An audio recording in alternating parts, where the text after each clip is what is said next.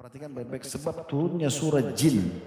Beberapa ayat di situ sebabnya karena orang-orang Quraisy dulu di masa jahiliyah sebelum Nabi SAW dakwahi mereka dan mereka masuk Islam, mereka kalau melakukan perjalanan keluar kota, teman-teman sekalian sejenak kita merenung ya, dan coba kita pikirkan kira-kira kenapa kita ada di muka bumi ini. Coba duduk antara diri Anda sendirian berpikir. Di saat ini pun di tempat ini, di majlis ini kita bisa merenung sama-sama. Kenapa saya dari muka bumi ini? Apa tujuannya? Apa hikmahnya? Apa targetnya? Kenapa saya diberikan dua mata, dua kuping, dua bibir, satu lisan, sekian banyak gigi, lidah, tangan dengan jari-jarinya, kaki dengan jari-jarinya, kemaluan dengan segala macam rumitnya, urat-urat saraf yang ada dalam tubuh kita. Saya pernah melihat satu cuplikan ilmiah tentang anatomi manusia. Itu kalau digambarkan ibaratnya sebuah perusahaan atau pabrik. Tubuh manusia itu seperti pabrik yang sangat luas, besar, rumit, terdiri dari ratusan bahkan mungkin ribuan atau ratusan ribu lift dan segala macam petugas di situ. Ya, kalau kita mungkin staf-stafnya yang siap untuk menjaga stabilitas tubuh itu, yang siap untuk menerima makanan dan nutrisi yang merupakan nanti menjadi sumber energi, yang siap untuk menyortir mana yang tidak dibutuhkan sebagai nutrisi akan dibuang jadi kotoran, yang siap mengatur datangnya waktu istirahat dengan mengantuk, juga hilangnya perasaan ingin tidur lagi kalau sudah cukup, yang mengatur sinyal lapar pada saat tubuh kita butuh nutrisi, yang mengatur sinyal kenyang pada saat kita sudah kenyang sehingga kita tidak butuh makan lagi, dan semuanya. Begitu rumitnya luar biasa sistem yang ada di anatomi manusia. Teman-teman sekalian, yang menciptakan kita ini semua adalah Allah Subhanahu wa Ta'ala. Dan Allah memang memerintahkan dan menciptakan kita ini dengan semua fasilitas ini dengan satu tujuan. Tidak ada tujuan lain. Kekal dalam surah Az-Zariyat surah nomor 51 ayat 56. Allah Subhanahu wa Ta'ala berfirman, "Wa ma khalaqtul jinna wal insa illa liya'budun." Aku enggak ciptakan, kata Allah, dalam makna lain tidak ada tujuan lain aku menciptakan semua jin dan semua manusia, dari turunan manapun mereka, dari ya suku manapun, dari negeri manapun, bagaimanapun warna kulit mereka, paras wajah mereka, postur tubuh mereka, kecuali hanya untuk beribadah kepadaku. Ini jadikan teman-teman sebagai pondasi dalam kehidupan kita dan bagaimana kita melalui waktu kita di dunia yang sangat terbatas sampai ajal datang nanti. Pastikan tujuan kita ada di sini untuk ibadah. Apa itu ibadah? Mengabdi kepada Allah. Apa yang Allah perintahkan kita kerjakan, apa yang dilarang kita jauhi. Gak ada tujuan lain. Jadi kalau ada yang tanya misalnya, Ustaz, apakah memang saya diciptakan untuk sholat? Iya. Berarti kalau bertemu antara sholat dengan urusan dunia yang merupakan bukan tujuan utama kita, maka kita tinggalkan yang bukan tujuan dan kita pergi kepada tujuan kita. Makan, minum, bekerja, ngobrol sama teman-teman, tamasya, itu pernak-pernik. Bukan itu tujuan utama. Jadi jangan karena meeting tertunda sholatnya. Jangan karena misalnya ngobrol sama teman tertunda sholatnya. Jangan hanya karena makan tertunda sholatnya. Misal pernak-perniknya didahulukan daripada tujuan utama, itu keliru. Itu keliru. Ya. Makanya pada saat saya disampaikan judul yang diminta adalah rahasia dan hikmah daripada ibadah kita dalam keseharian sebenarnya apa? Nah ini pondasinya. Karena memang dasarnya kita diciptakan untuk itu. Memang kita untuk sholat, untuk puasa, untuk zakat, untuk haji dan umrah, untuk jihad, untuk bakti sama orang tua, jenguk orang sakit, majelis ilmu, mencari nafkah halal, nah begitu, menikah, itu semua tujuan. Jadi jangan keluar dari tujuan. Kita satukan persepsi dulu di awal bahasan kita. Karena yang sedang kita bahas adalah rahasia dan hikmah dari ibadah kita keseharian. Kenapa Anda harus sholat? Kenapa harus berzikir? Kenapa harus baca Quran? Kenapa harus cari pendapatan halal? Kenapa harus menikah? Kenapa harus berzikir? Kenapa harus baca Quran? Kenapa jenguk orang sakit? Kenapa ziarah kubur? Itu semua. Karena memang ini tujuan kita. Jadi kalau kita paham ini teman-teman sekalian, maka kita akan ada satu judul jelas di depan mata kita, bahwasanya ini adalah tujuan saya hidup. Dan orang yang tahu tujuan dia mengerjakan satu perbuatan, itu akan jelas sekali hasil daripada pekerjaannya. Tujuan saya kerja di kantor ini adalah untuk ini misalnya. Maka tujuannya jelas, pasti akan bagus maksimal hasilnya. Oh saya mau cari pendapatan buat keluarga saya. Dia akan dapatkan. Dan dia akan berusaha menjaga kualitas kerjanya karena ada tujuannya membiayai keluarganya. Artinya kalau lepas dari pekerjaan keluarganya terbengkalai kan gitu. Tujuan itu akan mengarahkan kita kepada hasil yang maksimal. Nah seperti itu. Tujuan kita ada di sini memang untuk ibadah. Bukan yang lainnya.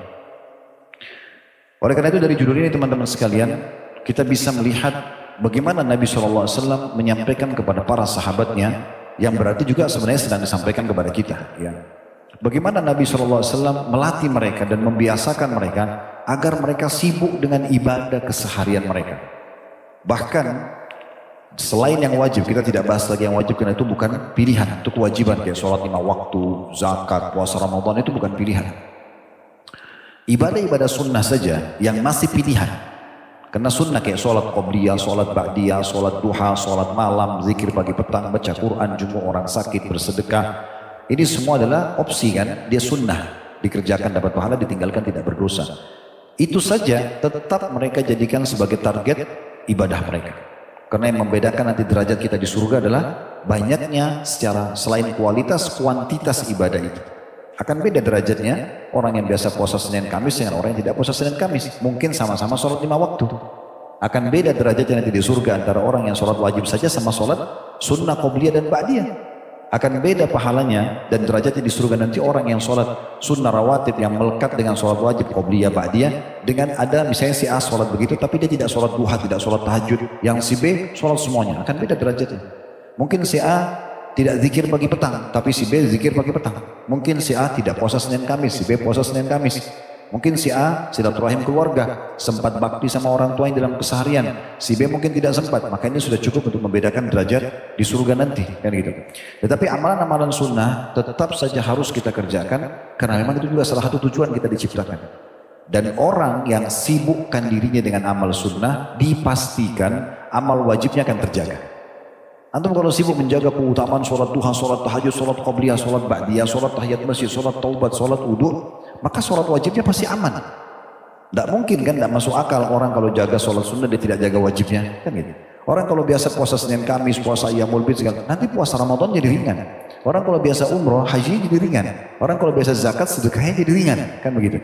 Berarti menjaga amalan-amalan sunnah ini penting sekali. Coba perhatikan bagaimana para sahabat teman-teman sekalian. Mereka sibuk bertanya sama Nabi tentang masalah ini. Karena dia tahu tujuan dia diciptakan dan kalau dia meninggal di akhirat sana cuma ada 2 opsi pilihan, surga atau neraka. Tempat kenikmatan abadi atau siksaan abadi. Kan gitu. Kita nggak bisa pilih di akhirat nanti. Nggak, saya nggak mau neraka ya Allah, saya mau surga, nggak bisa. Penentuannya sekarang di sini. Apa yang teman-teman kerjakan sini dari bentuk ketaatan kita, ibadah keseharian yang kita kerjakan, itu nanti akan menentukan perjalanan kita di akhirat. Orang kalau sudah meninggal sulit, kecuali memang ada beberapa kecil sekali sumber untuk menambah pahala, seperti doa orang lain mendoakan kita, atau ada kita tinggalkan sedekah jariah, bangunan, tanah, wakaf, tulisan buku misalnya, mungkin itu ya. Tapi itu kecil kemungkinan, tidak semua orang bisa melakukannya. Jadi amal kita adalah yang kita kerjakan di masa kita hidup. Oleh karena itu teman-teman jangan disia-siakan. Sahabat misalnya contoh Mu'adz bin Jabal radhiyallahu anhu, beliau mengatakan dalam sebuah riwayat yang sahih, ya Rasulullah, wahai utusan Allah, akhbirni bi'amalin yudkhilunil jannah wa yuba'iduni minan nar. Wahai Rasulullah, tolong ajarkan kepadaku, sampaikan kepadaku amal yang aku bisa kerjakan dari ibadah-ibadah yang sudah diperintahkan ini, yang jelas bisa membawaku nanti kalau aku mati masuk ke surga dan selamat dari neraka. Maka Nabi SAW menimpali pertanyaan itu, selain jawaban juga memotivasi Mu'adz, karena pertanyaan ini bagus sekali. Coba sampaikan kepada saya Rasulullah supaya saya tidak terbuang-buang waktu saya yang sangat terbatas dalam keseharian, ajal saya kalau datang saya bisa meninggal, supaya semua amal saya dalam 1 hari 24 jam itu ibadah aja, masukkan ke surga dan menyelamatkan dari neraka. Kata Nabi SAW, laqad sa'alta an 'azim, hai Mu'adz, engkau telah bertanya sesuatu yang sangat besar, wa innahu la yasirun 'ala man yassarallahu 'alaihi, dan dia akan mudah bagi orang yang Allah mudahkan untuknya. Ini ada pesan penting di sini teman-teman sekalian. Artinya kalau teman-teman masih tergerak hatinya untuk melakukan ketaatan, berarti Allah mau kebaikan buat kita. Kayak Masya Allah, misalnya pemilik perusahaan ini masih mau adakan pengajian buat antum semua, atau teman-teman juga masih mau, iya ada pengajian, semangat untuk hadir, dengarin apa sih yang Allah firmankan, apa sih yang Rasulullah SAW sabdakan, apa ini bekal ibadah yang bisa saya jadikan pegangan setelah bubar dari pengajian, supaya saya bisa lebih istiqomah atau konsisten, supaya saya tetap jalan di atas keimanan dan ilmu. Maka itu satu nikmat yang luar biasa. Berapa banyak perusahaan orang kerja nggak bisa untuk ikut pengajian. Kami waktu buka restoran di Kalibata City sebelum pindah di Condet, saya kasih peraturan waktu itu, azan, mohon maaf bukan membandingkan dengan perusahaan lain, tapi saya cuma bicara pengalaman. Saya bilang 10 menit sebelum azan, stop semua orderan. Sampai sekarang Alhamdulillah masih berjalan. Sudah 14 tahun restoran kami. Itu saya selalu bilang, pokoknya 10 menit sebelum azan nggak boleh terima orderan. Orang yang sudah terlanjur makan ya nggak ada masalah. Tapi kalau baru mau terima orderan nggak boleh. Break semuanya, sholat. Gitu. Nah waktu itu, waktu di Kalibata, karena dia mall, dia pakai rollindor. Kalau di Condet sekarang kan kita tutup sendiri. Nggak pakai rollindor. Jadi kalau kita tutup itu, ditulis itu. Ditempel sama ikhwan, ada print-printan, kami sedang sholat. Nah setelah sholat dan berjalan beberapa waktu, kebetulan di Kalibata itu ada satu masjid namanya Nurullah. Saya kebetulan diminta jadi penasehatnya. Masya Allah bisa nampung sampai kalau tidak salah 2.000 jemaah. Sebagai fasumnya 14.000 unit apartemen di situ. Habis sholat di situ berjemaah biasanya saya baca kitab Al-Kabair. Ya, dosa-dosa besar, kultum saja untuk semua jemaah termasuk staf kami. Kemudian kita bubar kembali buka restoran. Apa yang terjadi? Beberapa teman-teman kita muslim itu kejadian nyata di sebelah restoran kami, ada beberapa tempat di situ, muslim mereka datang lalu tanya kepada staf kami. Itu yang ditulis kami sedang sholat, memang itu dibolehkan sholat, diizinkan. Kata teman-teman yang kerja sama kami, ya bahkan kita diwajibkan sholat, tidak boleh. Kalau di kantor saya lebih tegas lagi, kita keluarkan SP bagi yang tidak sholat. Gitu. Jadi kita lebih tegas dalam masalah itu. Akhirnya dia bilang enak sekali ya, kami, ini bahasa mereka ya, kami kerja di tempat-tempat kami sekarang, padahal bersebelah-sebelahan saja. Jangankan sholat 5 waktu, sholat Jumat saja nggak diizinkan. Nggak diizinkan. Ya. Apalagi mau bicara sholat 5 waktu. Itu contoh. Jadi kalau ada perusahaan kita masih izinkan, ayo sholat. Bahkan owner mengatakan ayo sholat. Atau teman-teman kita diizinkan sholat. Itu luar biasa. Saya waktu itu pernah diundang oleh KBR kita di Tokyo, di Jepang. 10 hari pertama Ramadan, selama 10 hari saya di sana. Ada 2 orang dari orang Indonesia, orang kita, datang 6 jam naik kereta. Saya lupa nama kota mereka cukup jauh. Datang terus mengatakan, Ustaz, kami berdua ini kerja di pabrik. Kami nggak boleh sholat, karena pemiliknya itu penyembah matahari. Kan orang Jepang menyembah matahari. Dianggap kaisar mereka itu anaknya dewa matahari mereka. Jadi secerdas apapun mereka urusan dunia, mereka nggak tahu Tuhan gitu ya. Tapi yang jelas, kami nggak boleh sholat. Apa solusinya? Lalu saya bilang, kalau seandainya Anda sholat dilarang, dia bilang dilarang, karena bagi dia itu tidak penting, memotong waktu kerja. Mereka harus selalu pekerjaan dikerjakan dan bagi mereka bagaimana produktif untuk mendatangkan uang. Oke, kalau pamit ke toilet bisa nggak? Bisa. Dibatasi waktu nggak? Enggak kalau toilet. Oke, solusi dari saya, ini khusus buat mereka ya, ini bukan fatwa umum, karena mereka nggak bisa lagi. Kalau enggak mereka nggak sholat. Lalu saya bilang, oke, kalau begitu ke toilet, wudu, kemudian langsung sholat di gang-gang pabrik itu aja. Sholat wajib saya, nggak usah sholat sunnah. Sholat subuh kan tidak mungkin kerja subuh. Mereka paling di pabrik itu duhur sama asar ya. Mereka sudah selesai sore, seperti punya orang kerja. Jadi sholat duhur 4 rakaat, maksimal 5 menit, 7 menit selesai. Kalau sudah itu kembali kerja. Oh, dia bilang kalau itu solusinya bisa, oke bisa. Tapi bayangkan teman-teman, mereka sampai sulitnya untuk sholat. Sulit. Ada juga, ini kejadian di salah satu swalayan besar di Jakarta, saya nggak usah sebut namanya, tapi besar banget. Pegawainya mungkin ribuan, cabangnya banyak di seluruh Indonesia. Saya masuk suatu hari, ada keperluan mau beli, lihat kemeja, lihat pakaian biasa sekarang, karena saya belanja memang di situ ya, ditemani oleh salah seorang ikhwan. Pas lagi kami belanja, rupanya di situ ada beberapa muslim dan muslim yang kenal kami. Lalu datanglah beberapa stafnya perempuan. Ustaz mau foto Ustaz. Terus saya bilang maaf, pertama saya tidak foto sama perempuan saja kecuali ada laki-lakinya, mahramnya misalnya laki-lakinya, dan juga berhijab. Terus waktu itu mereka ngerti, oh ya baik Ustaz. Tapi di antara staf itu ada yang ngomong perempuan itu, Ustaz sebenarnya kami ini berhijab. Sambil bukan berhadapan-hadapan ngomong, tapi sambil saya pilih baju gitu. Sebenarnya kami ini Ustaz berhijab. Cuma peraturan di sini kami nggak boleh berhijab. Jadi kalau kami dari rumah ke sini berhijab, kerja buka, habis itu kami pulang lagi, nanti pakai hijab lagi. Sulitnya mereka untuk melaksanakan tujuan utama mereka hidup. Jadi kalau antum bisa dimudahkan oleh Allah Subhanahu Wa Taala bekerja di sebuah tempat masih mau diadakan pengajian, tujuannya apa pengajian begini? Untuk antum diingatkan kan? Saya datang jauh-jauh tinggalin keluarga, tinggalin pekerjaan untuk memberikan nasihat. Ayo kita sholat, ayo kita puasa, ayo kita ibadah. Judul yang dipilih oleh owner pemilik perusahaan antum juga tolong masalah rahasia dan hikmah daripada ibadah sehari-hari. Kenapa kita harus sholat? Kenapa kita harus puasa? Kenapa harus zikir? Karena memang ini sebuah perintah dalam agama, kewajiban kita. Dan kalau masih bisa itu maka sangat bagus untuk bersyukur kepada Allah SWT. Susah mendapat komunitas yang baik. Hampir semua teman-teman yang bergabung sama kami, alhamdulillah sekarang sudah 200-an lebih orang yang bergabung bersama kami di kantor. Kalau total semuanya, hampir rata-rata kalau saya tanya, kenapa antum kerja sama kita? Ada yang dari perusahaan-perusahaan besar, gajinya sudah sangat tinggi. Mereka hanya mau mencari komunitas. Memang sama saya sendiri Ustaz. Di tempat dulu walaupun misalnya ada payroll lebih mahal, tapi susah sholatnya. Kita haus dengan ilmu, nggak ada pengajian. Yang ada cuma kejar target kerja, nggak ada. Kita nggak pernah tahu mana halal, mana haram. Belum lagi teman-teman di sebelah kita yang masih awam. Pulang dari kantor janjiannya pergi ke maksiat semuanya. Jadi susah. Kita jadi terpengaruh juga. Maka kalau masih ada seperti ini luar biasa. Ini akan sangat memberikan dukungan dan keselamatan. Dunia antum bisa mendapatkan income untuk memenuhi kebutuhan kita dan keluarga. Dan insya Allah mudah-mudahan halal dan juga di akhirat kita bisa selamat. Kan gitu. Itu poin penting. Kita kembali kepada hadis Mu'adz bin Jabal. Dia mengatakan, ya Rasulullah, tolong sampaikan kepada saya amal ibadah yang memang Allah perintahkan, wajib atau sunnah yang bisa memasukkan saya ke dalam surga, menyelamatkan saya dari api neraka. Kata Nabi SAW, hai Mu'adz, engkau bertanya sesuatu yang sangat besar, tapi dia akan mudah bagi orang yang Allah mudahkan. Ya, maksudnya dimudahkan tadi antum bisa dapat pekerjaan yang bagus, bisa ibadah, bisa segala macam, itu sangat luar biasa. Lalu Nabi SAW bilang begini, ta'budullaha la tusyriku bihi syai'a. Yang paling pertama, hai Mu'adz, saya pesankan agar engkau masuk surga selamat dari neraka, sembahlah Allah dan jangan sekutukan dia dengan sesuatu apapun. Jangan partnerkan Allah dengan makhluk. Begini rinciannya. Yang paling berat syirik besar. Minta-minta sama benda, mati. Ya, Abu Jahal, Abu Lahab, Umayyah bin Khalaf, Syaibah, Walid, ya semua tokoh-tokoh Mekah yang terkenal tapi meninggal dalam keadaan kafir, disilakan dengan musyrik. Mereka sangat yakin yang ciptakan alam semesta ini Allah. Allah berkata dalam Al-Quran, diperintahkan Nabi Muhammad SAW tanya mereka, wa idza sa'altum man khalaqas samawati wal arda la yaquluna Allah.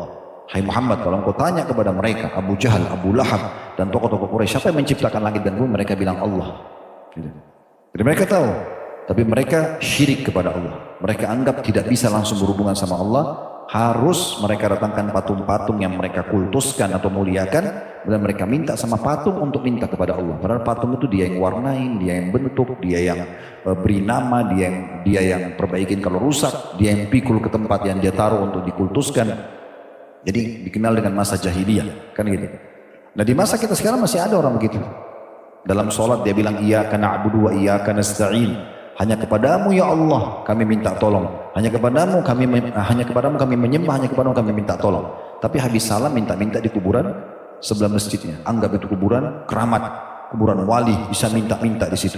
Subhanallah, kata Imam Nawawi rahimahullah, perkataan yang mulia. Saya heran melihat orang-orang yang masih minta di kuburan-kuburan tersebut, padahal walaupun itu kuburan orang saleh, padahal di dalam kuburan itu adalah manusia seperti dia yang sudah jadi tulang belulang. Kenapa teman-teman masih baca salawat untuk Nabi Muhammad SAW? Apa itu salawat? Permohonan agar ditambahkan rahmat. Bukankah Nabi Muhammad SAW sebenarnya sudah diberikan semuanya? Kalau Nabi Muhammad SAW saja walaupun sudah mati tetap kita doakan, bagaimana dengan manusia biasa? Kenapa minta sama benda-benda mati? Lebih jauh daripada itu. Berapa banyak orang teman-teman dan kita sayangkan di negeri kita masih menyebar ini. Mereka pakai jimat. Ya, sebentar Nabi SAW mengatakan man allaka tamimatan faqad asyrak. Siapa yang menggantungkan jimat pada tubuhnya atau di rumahnya atau di kendaraannya, maka dia telah berbuat kesyirikan. Berapa banyak orang begitu? Dia tidak sadar, dia pergi ke dukun, dia pergi ke orang yang tidak pintar, ya. Nah, biasa di Indonesia dibilang orang pintar, kalau saya bilang keliru itu bahasanya, ya. Karena ini orang-orang tidak pintar, mereka minta lintas alam, minta ke jin. Kenapa minta sama jin? Kenapa antum harus lintas alam? Untuk apa? Untuk apa kalau mau buat istri atau suami suka harus bawa fotonya ke dukun? Untuk apa? Lalu jin yang menarik pasangan kita, kenapa nggak di alam manusia aja? Sederhana kan, saya misalnya mau buat istri saya suka sama saya, sederhana kok. Tatapan mata saya syahdu, ucapan lisan saya santun, tangan saya ramah, saya dermawan, dia suka, selesai. Dia pun begitu kan, nggak perlu bawa foto orang di mantra-mantrain, kan gitu, supaya suka sama dia. Untuk apa? Itu kan kesyirikan. Bahkan Nabi SAW mengatakan siapa yang mendatangi dukun, peramal, penyamun, penyihir, bertanya saja, belum percaya. Ini apa maknanya garis tangan saya, kenapa begini, kenapa begitu, maka tidak diterima sholatnya 40 hari. Walaupun belum percaya. Dan hadis yang lain, kalau dia datangi dukun, peramal, penyamun, penyihir dan bertanya lalu percaya, dia telah kufur. kepada apa yang diturunkan kepada Muhammad SAW. Kita nggak perlu ke mereka. Nabi SAW mengajarkan kita ilmu tauhid yang luar biasa. Beliau mengatakan, mintalah kepada Tuhan kalian walaupun tali sendal kalian. Sendal kita putus, minta sama Allah. Alhamdulillah wassalatu wassalamu ala rasulillah. Puji Allah, baca salawat kepada Nabi SAW, lalu bilang, ya Allah, sendal saya putus, gantikanlah. Ya Allah, saya sakit, sembuhkanlah. Ya Allah, berikanlah hidayah istri saya, suami saya. Ya Allah, mudahkan jodoh buat saya. Ya Allah, berkahi rezeki saya. Selalu sama Allah, dari hal kecil sampai hal yang besar. Dan ulama mengatakan doa itu kekuatannya, selain memang kita langsung kayak minta kepada Sang Pencipta Allah yang maha kaya dan yang menciptakan segala sesuatunya, juga dia adalah senjata yang paling kuat, dan dia ibadah. Artinya kita lihat hasil tidak lihat hasil, tetap akan dapat pahalanya di sisi Allah Subhanahu wa taala pada hari kiamat. Dalam sebuah riwayat dikatakan nanti hari kiamat ada orang didatangkan pahala bergunung-gunung untuk dia, lalu dia bingung dari mana. Dia tanya malaikat, ini dari mana nih? Kok saya tidak tahu ini amal apa yang bisa mendatangkan pahala sebesar ini. Kata para malaikat, itu adalah pahala doa-doamu yang belum kamu dapatkan balasannya di dunia. Minta jodoh yang fulan atau fulana, minta rezeki yang luas, minta haji, tapi belum sempat. Tidak seperti apa yang kita inginkan. Tetap ada pahalanya kita panen dalam bentuk pahala yang bergunung-gunung pada hari kiamat. Kata Nabi SAW, maka orang-orang itu yang mendapatkan pahala bergunung-gunung, dia mengatakan, kalau seandainya saya tahu seperti ini, saya berharap semua doa saya di dunia tidak dikasih di dunia, biar saya terima dalam bentuk pahala pada hari kiamat. Lalu kenapa kita tidak berdoa misalnya? Kan gitu. Dan hanya bergantung kepada Allah Subhanahu wa taala. Masuk dalam masalah syirik, teman-teman, jangan pernah bertatayur. Pernah dengar tatayur? Menggantungkan nasib pada satu benda. Nah, contoh kalau di Indonesia itu apa? Tangan kanannya gatal. Ya. Mau dapat apa itu? Mau keluar duit ya? Kalau tangan kiri mau dapat duit. Ya. Kalau ini benar teman-teman sekalian, gatalin aja tiap hari. Kan tidak usah kerja. Oh, tangan kiri gatal mau dapat duit. Gatalin aja tiap hari. Datangin ulat sekalian. Taruh. Kan bisa. Ini kan tidak boleh, nggak ada urusannya. Kebetulan memang lagi masalah saja urat saraf di tangan. Atau yang saya sering dengar itu ya, saya pernah dengar itu. Kalau matanya kedap-kedip di atas, ini saya mau ketemu sama orang yang saya sukai. Kalau matanya, kelopak mata kedap-kedip di bawah, saya mau sedih. Subhanallah. Apa hubungannya? Ini kurang tidur. Nah. Iya, apa hubungannya? Sampai ada orang pernah gitu di depan mata saya, dia bilang, aduh nih, saya mau nangis apa lagi nih? Ngomong gitu. Ya, saya mau nangis apa lagi nih karena kelopak. Kenapa? Saya bilang, kenapa ngomong gitu? Iya, karena kelopak mata saya di bawah kedap-kedip. Ini tidak boleh, tatayur. Menggantungkan nasib pada seperti ini tidak boleh teman-teman sekalian. Atau menganggap hari Selasa sial. Ya. Atau ini dan itu dan segala macam lah. Ya. Apalagi kalau sampai antum menggantungkan nasib pada ramalan-ramalan bintang. Ini bintangnya Taurus, ini Sagittarius, ini Gemini, apalah. Terus sibuk baca apa ramalannya. Nggak boleh akhi dan ukhti. Nggak ada hubungannya itu dengan jodoh antum, dengan rezeki antum. Ini seperti kita dulu penyembah-penyembah patung. Ya. Di Yunani mereka percaya begitu, itu kan dewa-dewa mereka. Itu harus dilupakan, nggak ada semua dalam Islam itu. Nggak ada urusan. Kita ada namanya takdir Allah Subhanahu wa ta'ala. Dan kita harus bersangka baik terus sama Allah. Sederhana sebenarnya, kalau kita kerja di satu perusahaan seperti ini, selama antum menjadi pegawai yang baik, ya, on time kalau kerja, ya, memberikan hak perusahaan, antum juga akan dapat hak antum kan? Gak ada alasannya apa dikeluarkan, alasannya apa gak dikasih bonus, kecuali pemimpinnya atau pemiliknya curang. Tapi itu tidak mungkin, jarang yang terjadi. Kalau terjadi tidak ada perusahaan yang bisa berkembang. Persentase pemilik perusahaan yang curang itu kecil sekali. Di bawah 10%, di bawah 5% bahkan.